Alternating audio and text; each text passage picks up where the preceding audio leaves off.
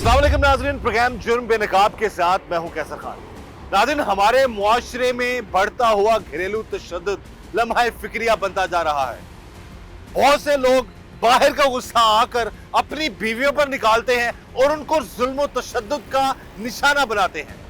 एक ऐसा ही वाकया पेश आया मुबैना तौर पर लाहौर के इलाके समनाबाद में, जहां पर एक शख्स अपनी बीवी को 4.5 साल तक मुबैना तौर पर शदीद तशद्दुद का निशाना बनाता रहा, उससे मुक्कों और थप्पड़ों का निशाना बनाता रहा और आखिरकार उसे मुबैना तौर पर कत्ल करने की भी कोशिश की। आज के प्रोग्राम जुर्म बेनकाब में हम इसी जालिम शोहर का उसकी बीवी पर मुबैना तौर पर होने वाले जुल्म और जुर्म को बेनकाब करें। अल्लाह ताला सबकी बेटियों के नसीब अच्छे करे, लेकिन बाज़ औक़ात ये मामलात सामने आते हैं हमारे मुआशरे में कि कुछ ऐसे लोग भी होते हैं जो बिला वजह जब किसी की बेटी को ब्याह कर अपने घर लाते हैं तो उस पर जुल्म करना शुरू कर देते हैं।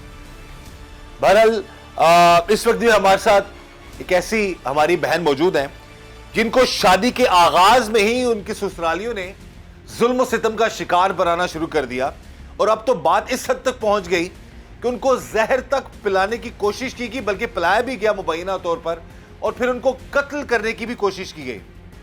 इसी वाले से हमारे साथ अभी मौजूद है वो मुतासरा हमारी बहन है, उनसे हम बात करते हैं सारे मामले के हवाले से कि क्या हुआ था इनके साथ, क्या मामला और कब से ये हालात चल रहे हैं कि नौबत इनको मुबैना तौर पर कत्ल करने पर आ गई कि इनके शौहर और इनकी ससुराली इस बात पर मुबैना तौर पर तुल गए। सबसे पहले बहन जी, हमें अफसोस है कि आपके साथ इस तरह का वाक़या पेश आया। अब ये बताएं कि शादी को कितना अरसा हो गया आपके? 4.5 साल। 4.5 साल। और ये जो शख्स है ये क्या करता है आपका खावर? ऑनलाइन बिजनेस करता है।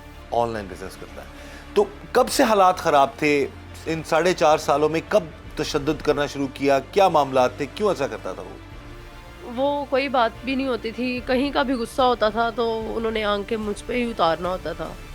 कोई मतलब ख़ास रीज़न, कोई भी ठोस रीज़न नहीं होती थी उनके पास। कभी मुझे ये नहीं चीज़ मिली तो उस पर मारना पीटना शुरू, कभी ये नहीं हुआ तो उस पर खाना लेट हो गया तो उस पर, ये उस दिन अब हम खाना बना रहे हैं तो उस पर मैंने बस चूल्हे की आंच नहीं हल्की की जिस पे इन्होंने मारना पीटना शुरू कर दिया। इतनी सी बात पे? जी। तो ये आप बता रही हैं कि शुरू से ही सारे मामला थे, पहले मसलन के शादी के पहले दिनों में ही शुरू कर दिया मारना? तो ये शादी अपने रिश्तेदारों में हुई है या नहीं, गैरों में हुई है? तो ये अरेंज मैरिज थी? जी, अरेंज थी। पहले जो मामलात थे जब ये जुल्म करता था तो उसके घर वाले, घर में कौन कौन होता है आपके ससुराल में? मेरे पहले तो मतलब होते थे जेठ जेठानी, देवर देवरानी, सास होती थी। फिर मेरा जेठ और जेठानी चले गए, उन्होंने अलहदा घर ले लिया, वो उधर शिफ्ट हो गए। फिर मेरे देवर और मेरे अभी रिसेंटली देवर की शादी हुई है और मेरी सास है और हम दोनों थे। ठीक है। तो कोई बचाता नहीं था आपको उस शख्स से, आपके खावन से मार? वो मतलब रूम को लॉक कर देते थे, किसी को अंदर आने ही नहीं देना, ना पता, मैं ऊपर होती थी, वो सब नीचे होते थे। तो इसलिए वो आवाज़ टीवी मतलब चला के उसकी आवाज़ ऊंची कर देते थे कि किसी को इसकी आवाज़ ना जा सके। मेरा गला दबा देते थे, सांस दबाने की कोशिश करते थे, स्ट्रेटनर गर्म करके लगाना, तो इसलिए कि किसी को आवाज़ भी नहीं जाती थी। मुझे ज़हनी टॉर्चर करते थे। ज़हनी तौर पर क्या टॉर्चर? कि मतलब या आपके हाथ पे निशान भी नजर आ रहे हैं? नहीं, ये मेरा पहले का निशान है। अच्छा। तो ज़हनी टॉर्चर के हम ये कर देंगे, हम वो कर देंगे, हम तुम्हारे भाइयों को मारेंगे, ये करेंगे, वो करेंगे, जिस वजह से मेरे जहन में इतना डर बैठ चुका था कि मैं इनके खिलाफ आवाज़ को उठा ही नहीं सकी। तो ये मुसलसल 4.5 साल हर दूसरे दिन आपको जो है ये हाथ उठाता था, शख्स मारता था? वो उन्होंने मेरे पे बहुत ज़्यादा जुल्म किए। मैं बेल्टों के साथ, अपने टांगों के साथ, स्ट्रेटनर गर्म करके लगाना, सुइयाँ चबोना, ये बहुत उन्होंने मतलब जुल्म किए हुए हैं। तो उससे पहले पीछे बैक ऑफ द माइंड क्या होता था उस शख्स के, क्या चलता था? आपको क्या लगा इन 4.5 सालों में कि क्या है उस शख्स का दिमाग, क्यों आप पे इतना जुल्म करता है? कोई उनको रीज़न ही नहीं होती थी। कभी बिल्कुल अच्छे मतलब होते हैं तो एकदम उनका मूड ऑफ होना है या किसी बात का गुस्सा होकर तो मुझ पे उतारना है। ये ज़रूरी नहीं कि मेरी तरफ से उनको कोई शिकायत का मौका मिलता ही नहीं था कि ये कभी खाना लेट हो जाना तो उस पर, कभी वैसे मेरे घर वालों से मुझे बात करने ही नहीं देते थे वो। कभी नहीं? नहीं। अच्छा। ये भी अभी मेरा भाई बाहर से आया तो मैंने उनसे कहा था कि मेरा भाई बाहर से आया तो मैंने उसका नंबर लिया है। जब इन्होंने ये सब मुझे पिलाया है तो तब भी मेरे पास मोबाइल नहीं था। और मैंने अपना दिफा के लिए ना उनकी आंखों में मिर्चें डाल दी थी। अच्छा, जब लेटेस्ट अभी आखिरी हाँ लड़ाई जी, हुई है। हाँ जी। अच्छा, इस ये कहाँ से शुरू हुई बात आप बता रही हैं, पूरी डिटेल बताओ। और उस दिन फिर क्या क्या ये शख्स करता मैंने- रहा? कैसे जहर प्लानिंग कोशिश की? मैंने खाना बना रही थी, तो मुझे कहते हैं कि सिलेंडर पे हम खाना बना रहे थे, हम दोनों ही थे घर पे। तो अब मैंने इनसे कहा कि कहते हैं तुम अंदर चली जाओ, पानी भरने वाला फ़िल्टर वाला ना आ रहा है।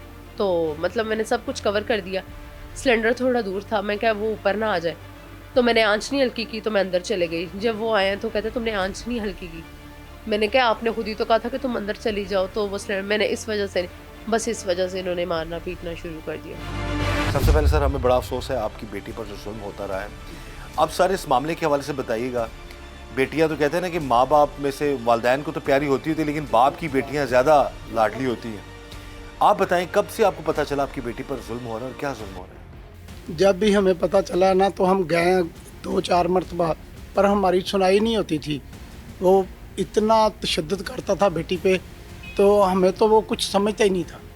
अच्छा, हमें कुछ नहीं समझता था, हम मिनतरला करके आ जाते थे ताकि रोक लेते थे। 1-2 मरतबा बेटी आ भी गई है घर में, ठीक है, हम नहीं जाने देते थे। फिर एक मरतबा उसका भैया है, वो ले गया।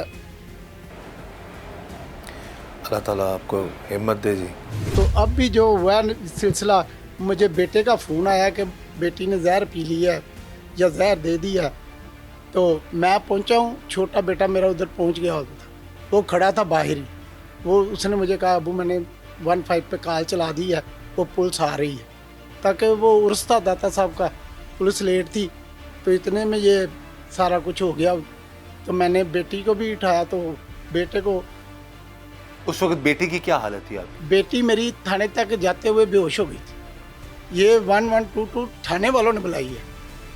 अच्छा, हाँ जी, वो हमें छोड़ रहे उधर गए। ये हमारे पीछे आए हैं, फिर थाने में आए हैं। तो थाने में आगे कहते हैं कि ये इन्होंने हमारे पे हमला किया, ठीक है। तो वो जो बैठा हुआ था ना, 2 आदमी थे सिर्फ थाने में, तो उसने कहा इन्होंने हमला किया, उनकी बेटी की हालत गैर हो रही है, ठीक है, इन दोनों बेटों को छुरियाँ लगी हुई हैं, इन्होंने हमला किया।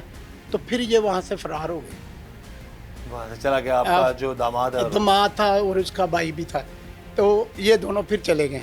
जिसने देखा ना कि मेरे छोटे बेटे को डाले में पुलिस लेके आई है, तो वो खून मैं आपको कपड़े दिखा सकता हूँ, खून में लथपथ है।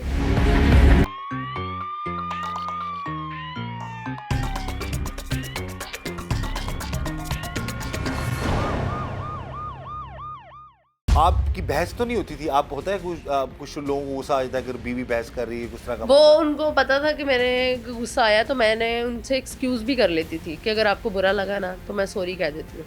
आप बहस नहीं करती थी? नहीं, और आगे से होता है बीवियां अक्सर औकात ऊंची वो आवाज में चुप, अगले के चुप, मैं चुप भी कर जाती थी ना, पर वो फिर भी अपना गुस्सा मतलब जहन में चलता रहता। वो जब तक अपने मारपीट ना कर ले, उनका गुस्सा ठंडा ही नहीं होता था। अच्छा, उस दिन भी यही हुआ? जी। तो फिर उसके बाद क्या किया? जब उन्होंने ये सब मारपीट हुई है, मतलब हर चीज़ इन्होंने, मतलब मेरी बहुत बुरी कंडीशन कर दी थी, तो मेरे पास जब वो आने लगे, मैंने अपने वो किया, मैंने कहा, मैंने मोस्पेल की बोतल मेरे हाथ लगी, मैंने वो इनको डराने के लिए ना, तो कि मुझे अब पीछे हट जाए, मैं नहीं तो ये पी लूँगी जहर। तो मैंने उनको डराने के लिए ये सिर्फ कहा है, उन्होंने आंखें फिर ज़बरदस्ती मेरे मुंह को लगा दिया। अच्छा, लगा तुम कर रही हो तो लगाओ, पियो। जी। अच्छा, उसके बाद ये जब फिर इन्होंने किया, मैंने इनकी आंखों में ना मिर्चें डाल दी उसी वक्त हाँ जी, जब लड़ाई हो रही थी? जी, मैंने इनकी आंखों में मिर्चें डाल दी। उसके बावजूद ये बैठ गए हैं। उसके बाद जब इनकी आंखों में ज़्यादा जलन हुई है, ये बैठ गए हैं, तो मोबाइल इनका गिर गया, मेरे वाला जो मोबाइल था। मैंने उस मोबाइल से अपने भाई को चुपके से कॉल की है, कॉल करती रही हूँ। जब मेरे भाई ने कॉल रिसीव किया है, तो मैंने सिर्फ इतना ही अभी पैगाम दिया था कि इन्होंने मुझे जहर दे दिया, तो उतनी देर में इन्होंने मुझसे मोबाइल छीन लिया और मोबाइल मेरा फिर बंद कर दिया। तो थोड़ी ही देर बाद मेरे मतलब भाई वहाँ पहुँचे हैं, तो मेरे भाइयों ने वेट कर रहे थे पुलिस का वो वेट कर रहे हैं। तो इतनी देर में इन्होंने ना मेरी चीखने की आवाज़ें सुन ली, फिर मारना शुरू कर दिया उसने? वो मार ही रहे थे, रुके नहीं हुए थे। पहले उन्होंने मेरे नाक पे मारा, जिसकी वजह से मेरी नाक से ना ब्लीडिंग शुरू हो गई। नाक पे कोई चीज मारी है क्या? मुक्के से मारा था। मुक्के मारता? हाँ जी। अच्छा। फिर उसके बाद उन्होंने मेरी आंख पे मारा, आंख मेरी ऐसे बंद ही हो गई हुई थी कि मुझे उसे सही तरह नज़र भी नहीं आ रहा था। यानी आंख पे मुक्का थप्पड़ हाँ मार जी, जा रहा है, हाँ बिल्कुल जी। लिहाज नहीं कर रहा। नहीं, जिस्म पे भी काफ़ी मेरे ना नील पड़ गए हुए थे। तो जब मेरे भाइयों ने मेरे चीखने की आवाज़ सुनी है ना, तो इन्होंने नॉक करना शुरू कर दिया। तो इन्होंने मुझे नीचे नहीं जाने दिया, खुद नीचे गए तो जाते साथ ही मेरे भाइयों पे भी मतलब ना हाथापाई शुरू कर दिया। तो फिर मतलब ये मेरे भाई वगैरह, इन्होंने मेरे भाइयों पे छुरियों पे वार किए हैं मेरे भाइयों पे। तो जब मैं नीचे उतरी हूँ तो फिर हम थाने चले गए। ठीक है, जख्मी हालत में थी आप उस वक्त? जी जी, बड़ा अफसोस है आपकी बेटी पर जो जुल्म करता रही आपका दामाद। ये अब क्या क्या बताया, क्या क्या इंकशाफ किया आपकी बेटी ने उस शख्स के बारे में? बेटा पहले तो हमें इसने बताया ही नहीं, 2-2.5 साल तो बताया, फिर थोड़ा थोड़ा ना मुझे बताती रही है। मैं फिर भी ना, मैं कहा कोई बात नहीं बेटी, कोई बात नहीं बेटा, हो जाएगा ठीक, हो जाएगा ठीक। लेकिन नहीं, ये बड़ा ही जुल्म करता रहा, बड़ा कुछ। पिछली बार मैं इनके यहाँ गई हूँ तो इसने कहा मैं मोहम्मद जुरेवल मोहम्मद नवाज, मैं इसे तलाक देता हूँ, इसे तलाक देता हूँ। इसकी माँ कह रही तीसरी भी दो। मैं कहा दे दो, मैं अपनी बेटी को लेनी। इनके रिश्तेदारों को मैं रिश्तेदारों को क्यों इकट्ठा करना, मैं लेने आई हूँ, मेरी बेटी है, मुझे तलाक दो, मैं अपनी बेटी को ले जाऊँ।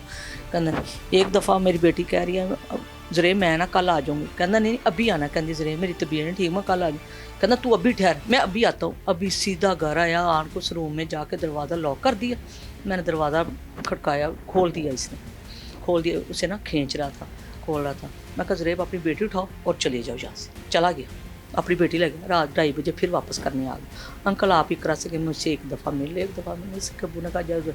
सुबह आके फिर ले गया, स्टेशन गर्म करके लगा, अलमारियों में सर दे, मिर्ची आंखों में डाल, बड़े जुल्म करता रहा। मैं कही कर तुम्हारी आंख पे क्या हुआ? कहनी अम्मी हाथ दिया ने मोबाइल गिरा दिया। मुक्कों से, कभी बेल्टों से बहुत ज़्यादा मारता था, बेल्ट से बड़ा ज़्यादा मारता था। कभी स्टेशन गर्म कर लिए, कभी चुनी पड़ गई, कभी सुइयाँ चुभोनी, बस वो बड़ा ही सह रही थी। मैं कहा बेटा छोड़ दो, बड़ी दफ़ा कहा, कहनी नहीं अम्मी मेरी छोटी बेटी है, शायद ठीक हो जाए, शायद ठीक हो जाए। लेकिन इस आदमी ने इंतहा कर दी है इस दफ़ा। तो भी हमारे साथ मौजूद हैं उसी मुतासरा जो खातून है, उनके भाई, उनसे भी हम बात करते हैं कि क्या मामलात हैं, किस तरह इनको पता लगा कि इनकी बहन पर इतने अरसे से वो शख्स इतना ज़्यादा तशद्दुद और जुल्म कर रहा है, और किस तरह ये लोग अपनी बहन को बचा कर अपने घर लेकर आए। जी भाई, सबसे पहले तो हमें बड़ा अफसोस है आपके साथ जो पूरा ख़ानदान एक कर्ब से गुजर रहा है। अब इस सारा मामला बताइएगा कि कब से ये सिलसिला जारी है और क्यों ये शख्स ऐसा करता था, और किस हद तक आपकी बहन को जो है ये तशद्दुद का निशाना बनाता था। जी, मेरी बहन ने तो आज तक हमें बताया ही नहीं था इस बारे में। जब भी हमने उससे पूछा, उसने यही बोला कि मैं वॉशरूम से गिर गई हूँ, मैं सीढ़ियों से गिर गई हूँ, या मैं बाइक पे जा रही थी वहाँ पे गिर गई हूँ। हमें पहले पता होता तो शायद हम बहुत पहले ही एक्शन ले चुके होते, ठीक है, या तो इससे खुला ले लेते इस आदमी से, या डाइवोर्स वगैरह का कोई सिस्टम बना लेते, लेकिन हमें इस चीज़ का इल्म नहीं था। मैं अपनी बीवी और बच्ची के साथ इतवार के रोज़ चिड़ियाघर गया हूँ बच्ची को सैर करवाने के लिए, तो मुझे अचानक से कॉल रिसीव होती है। तो अननोन नंबर था, क्योंकि वो मेरी बहन के नंबर चेंज करवाता रहता है। मेरी बहन को किसी को कॉल करने की इजाज़त नहीं है घर में से, इवन के माँ बाप को भी वो कॉल नहीं कर सकती। तो मुझे अननोन नंबर से कॉल रिसीव होती है। तो मैं उस वक्त चिड़ियाघर में था, तो मुझे कॉल आई, मैंने कॉल अटेंड की, तो आगे से मेरी बहन की आवाज़ थी, जी मुझे जहर दे दिया गया, मुझे बचा लो। और इतना कहना था उसका कि फ़ोन बंद हो गया।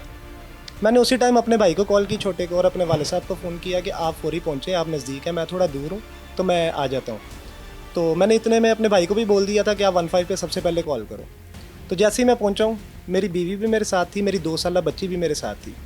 तो मेरे भाई ने 15 पे कॉल करके, हम पुलिस का वेट कर रहे हैं, इतने में मेरी बहन के ना ऊपर से चीखने की आवाज़ आई है। तो मैंने दरवाज़ा नॉक करना शुरू कर दिया, क्योंकि जितनी देर में शायद पुलिस आती उतनी देर में वो मेरी बहन को मार चुका होता। जैसे मैंने दरवाज़ा नॉक किया, उसने ऊपर से आके हमें देखा, वो नीचे आके पहले हमसे हाथापाई की उसने, ठीक है। हमने भी अपने दिफा के लिए खुद को सेव किया, ताकि मेरे वाले साहब साथ है, वो बूढ़े आदमी हैं।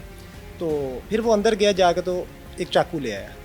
तो उसने फिर चाकू के साथ मेरे चेस्ट पे 2 वार किए हैं, एक यहाँ पे और एक यहाँ पे बगल में। मेरे भाई के बाजू पे उसने वार किया, जिससे हम बहुत ज़्यादा ज़ख्मी हो गए थे। तो मुझे तो ये ले गए, क्योंकि मेरी ब्लीडिंग इतनी ज़्यादा हो चुकी थी कि मुझे ये फौरी तौर पे हॉस्पिटल लेके जा रहे थे मेरे वाले साहब। तो मेरा भाई जो है वो वहाँ से पैदल ही निकला और बाहर आके किसी दुकान पे रुक के तो पानी पी रहा था। तो ये 2 भाई पीछे से बाइक पे आए हैं, आके इन लोगों ने उस दुकान वाले के सामने मेरे भाई पे हमला किया दोबारा से। ये शख्स मौजूद था? ये शख्स मौजूद आपका था, बहनोई बिल्कुल। मौजूद था? जी मौजूद था, उसका भाई भी था साथ छोटा। ये 2 बाइक पे आए हैं, इनके हाथ में चाकू था। इन लोगों ने उस दुकान वालों के सामने मेरे भाई पे तशद्दुद किया, लिटा के उसको मारा, क्योंकि वो अकेला रह गया था। हम सब लोग चले गए थे हॉस्पिटल की तरफ। और बहन उस वक्त कहाँ थी आपकी? इसको हमने थाने भेज दिया था सबसे पहले। ठीक। जी, तो मेरे भाई को जब इन लोगों ने मारा तो इन लोगों का चाकू वहाँ पे गिर चुका था। वहाँ पे लोग इकट्ठे हो गए, पुलिस वाले भी आ गए। पुलिस वाले सबसे एंड पे आए हैं जब ये सारे मामला हो चुके थे। पुलिस वाले आए हैं तो उन लोगों ने वो चाकू भी बरामद कर लिया।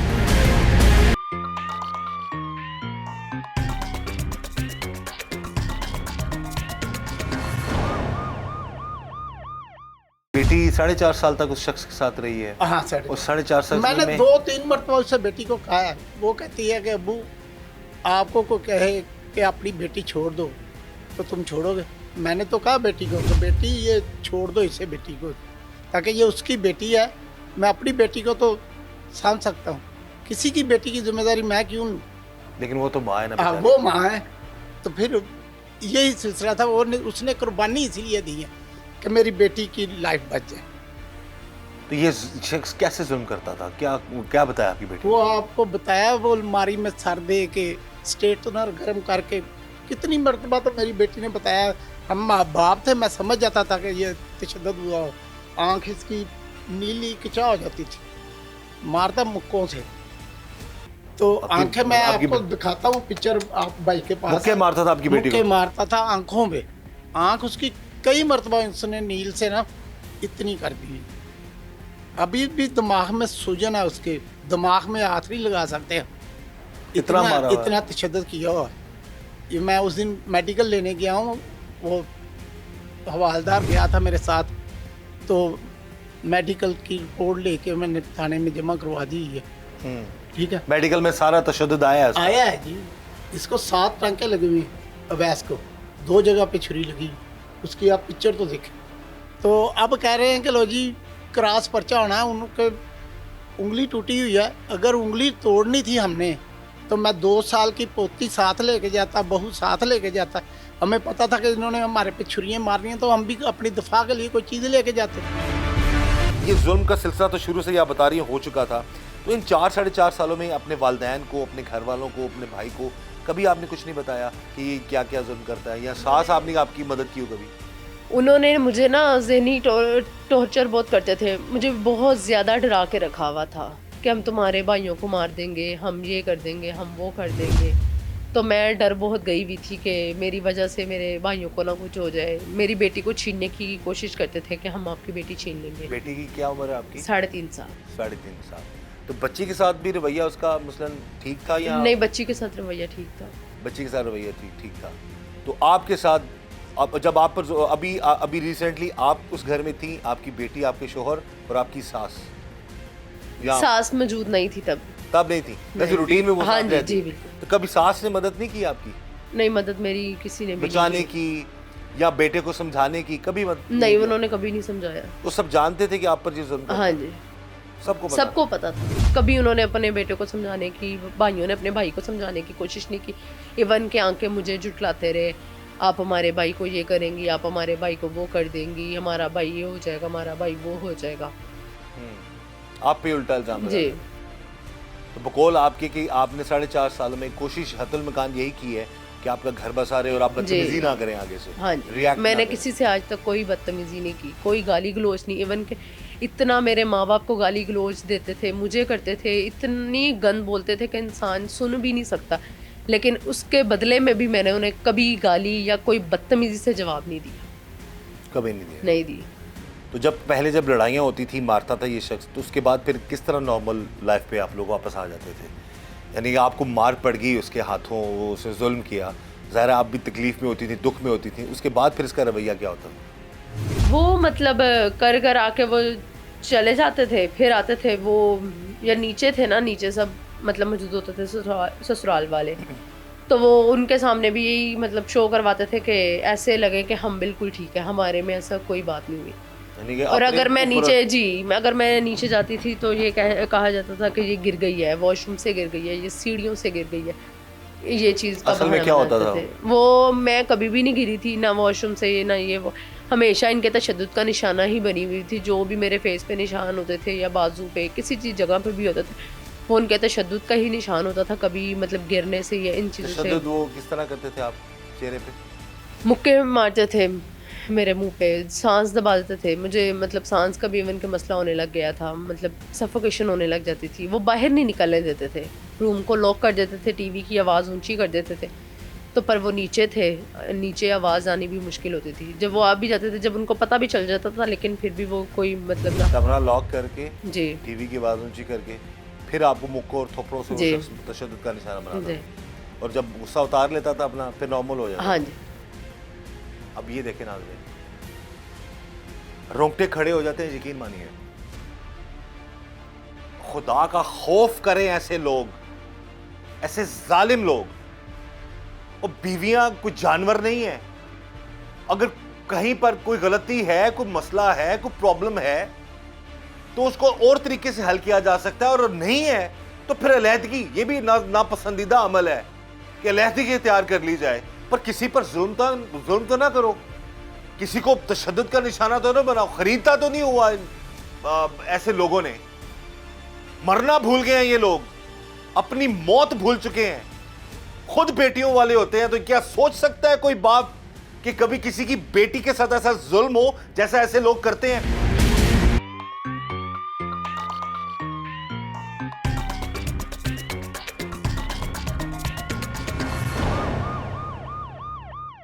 जालिम शख्स क्या क्या जुल्म करता था, किस तरह तशद्दुद करता था आपकी बहन? जी, हमारी बहन ने अभी बताया, ये अलमारी में उसका सर दे के अलमारी बंद करता था ज़ोर से, और जब मुंह बंद करता है इसका तो साथ में नाक भी बंद कर लेता था कि किसी तरीके से ये सांस ना ले सके। इसको स्ट्रेटनर गर्म करके लगाता था, सुइयाँ चुभोता था और बहुत से तशद्दुद करता था। ज़्यादा इसको मुक्के बहुत ज़्यादा मारता था। अभी भी मेडिकल आ चुका है, MLC की रिपोर्ट पुलिस के पास आ चुकी है। मुक्के मारता था? जी जी बिल्कुल, ये मुंह पे? दिमाग में इसके यानी कि चोट आई है बहुत ज़्यादा। उस शख्स शोहर के मुक्कों की वजह? जी जी। अच्छा। ये दिमाग पे, ब्रेन में उसका CT स्कैन वगैरह करवाया गया अभी, तो वो बहुत स्वेयर किस्म की उसकी स्वेलिंग थी दिमाग पे, और बाकी उसके होंठ पे, नाक पे, आंख एक बिल्कुल बंद हो चुकी थी। ठीक है, जब हम वहाँ पे पहुँचे हैं तो बाकी अब ये लोग हम पे क्रॉस पर्चा करवाने की कोशिश कर रहे हैं। ठीक है, और अगर वो ये बोल रहे हैं जी इन लोगों ने आके हम पे पहले हमला किया, अगर मैं हमला करने गया तो मैं अपनी 2 साला बच्ची को कभी साथ ना लेके जाता, अपनी बीवी को साथ ना लेके जाता। मेरी बच्ची ने मेरा खून देखा है, वो आज 12 दिन हो गए हैं इस बात को, वो मेरी बच्ची बीमार है। वो सुबह 4 बजे 5 बजे उठ जाती है और यही सिर्फ बोलना शुरू कर देती है, बाबा को चोट लगी है, बाबा को चोट लगी है। अगर मैं किसी इरादतन जाता तो मैं साथ कुछ ना कुछ लेके जाता अपने दिफा के लिए। अब आप लोगों ने क्या फैसला किया सर सारे इस मामले? अब हमने फैसला ले लेना, हमने नहीं भेजनी बेटी। इस जालिम के अब साथ ही तो भेजेंगे? अल्लाह का शुक्र है कि चलो बच गई बेटी। अगर 324 का पर्चा हो सकता है, 302 का भी वो करा सकता था, मार भी सकता? मार भी सकता था, तो फिर तो सबूत ही गायब हो जाना था। अब तो बेटी बता रही है ना, फिर किसने बताना था? ये लोग डरे हुए हैं जी, सहमे हुए हैं। बेटी पर जुल्म भी होता रहा, बेटी को बचाने गए, बच्चे जख्मी हो गए। अब ये बाप यहाँ पर जो वालिद हैं, ये सामने हमारे रो रहे हैं, इनकी आवाज़ कांप रही है, तड़प रहे हैं ये अपनी बेटी के दर्द में, उसके कर्ब में। कभी किसी बाप को अपनी बेटी पर होने वाला जो जुल्म है वो बताने की नौबत ही ना आए, ना कभी किसी बेटी पर जुल्म हो। क्या अपील करना चाहेंगे CM साहिबा से, IG साहब से, क्या मैं यही कहेंगे? अपील करूंगा, मुझ पर बहुत तमन्ना है इनसे, किससे? मरीम नवाज से, बस उम्मीद है आपको? बहुत उम्मीद है क्या अपील करेंगे उन्हें? कि मुझे इंसाफ मिलना चाहिए। क्या चाहती हैं, आपके घर वाले क्या चाहते हैं, वो ज़रूर बताएं कि आप सारे इस मामले में क्या आप लोगों की आप क्या राय है? नहीं, अब मैं उस शख्स के पास दोबारा तो नहीं वापस जाना चाहती। ठीक है, अब खुला चाहेंगी उस शख्स से, या चाहेंगी कि वो कुछ माफ़ीनामा हो, बाकायदा तौर पर वो इस चीज़ का एतराफ़ करे आइंदा से, और इस चीज़ को माने कि आइंदा ऐसा मामला नहीं होगा? क्या कहेंगे आप? नहीं, इनको माफ़ी तो मांगनी चाहिए। जितना इन्होंने मेरे पे जुल्म किया, इसकी माफ़ी तो होनी चाहिए, लेकिन उसके बाद फिर मैं इनसे खुला ले लूँगी। अच्छा, अब खुला रहना नहीं चाहती इसे? नहीं, मैं इसके साथ नहीं रहना चाहती। अगर वो कहे, माफिया मांगे, खानदान वालों को बिठा के कहे जी कि मैं आइंदा से ऐसा नहीं करूँगा? वो बहुत दफ़ा इस तरह कर चुका है। उसने 4.5 साल में बहुत दफ़ा कस्में खाई हैं। वो जगह पे जाके मैं इसकी कसम खा लेता हूँ, मैं इसकी कसम खा लेता हूँ।